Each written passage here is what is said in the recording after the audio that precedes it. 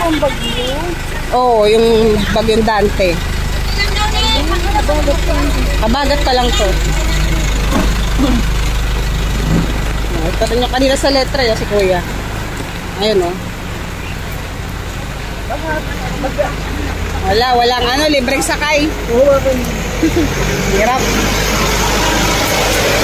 Ay, naku po. Luzon. Oh my God. Ito na talaga ang malalim. Ayan o. Hindi na kinaya. Hindi na kinaya lumusong. Ano, ito na talaga ang malalim. Malabon na to. Welcome to Malabon. Ang totoong eksena ng Malabon. At lumakas pala yung ulan, oh. Oh my goodness.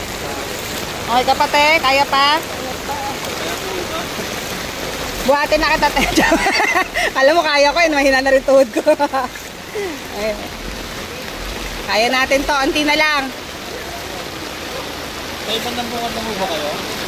Sa may Herrera. Ah, sa Herrera? Malayo-layo ka pala? Oo.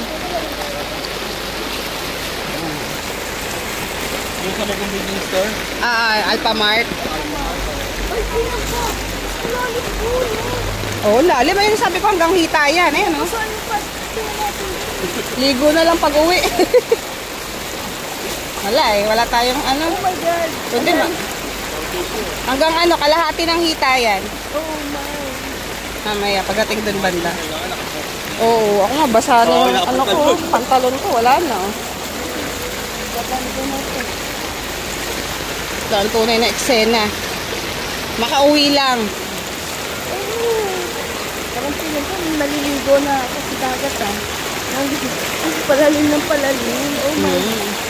Yun.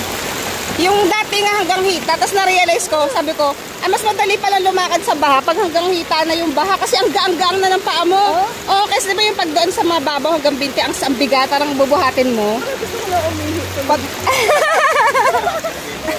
Panlalim mo. Yes, welcome to my vlog. Wala po. O, diba? Ganyan.